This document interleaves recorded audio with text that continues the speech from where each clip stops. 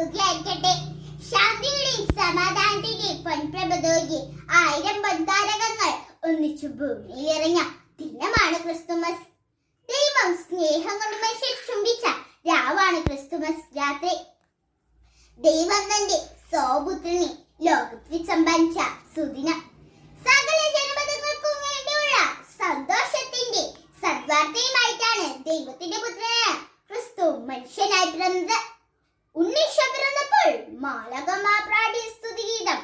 അത്യുന്നതങ്ങളിൽ ദൈവത്തിന് മഹത്വം, ഭൂമിയിൽ ദൈവകൃപ ലഭിച്ചവർക്ക് സമാധാനം. അതെ, സന്തോഷത്തിന്റെ സദ്വാർത്ത അത് സുവിശേഷമാണ്.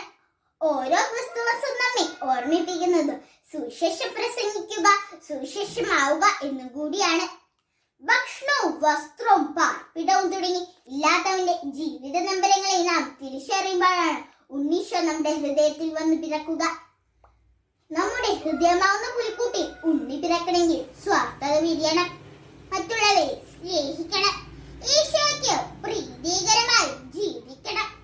1000 പുൽക്കൂട്ടി ഉണ്ണി പിറന്നാലും എന്റെ ഹൃദയമാവുന്ന പുൽക്കൂട്ടി ഉണ്ണി പിറന്നില്ലെങ്കിൽ ക്രിസ്മസ് ആഘോഷങ്ങൾ എല്ലാം അർത്ഥശൂന്യമാകും. എളിമയുടെയും വിനയത്തിന്റെയും മഹത്വം പഠിപ്പിച്ച നസ്രത്തിലെ തിരുക്കുടുംബം നമുക്ക് വഴികാട്ടിയായി തീരട്ടെ. തിരുപ്പിറവി നൽകുന്ന സന്ദേശം അത് പ്രത്യാശയുടേതാണ്. പ്രത്യാശ നൽകുന്ന നക്ഷത്രങ്ങളായി മാറാൻ ദൈവം നമ്മെ അനുഗ്രഹിക്കട്ടെ.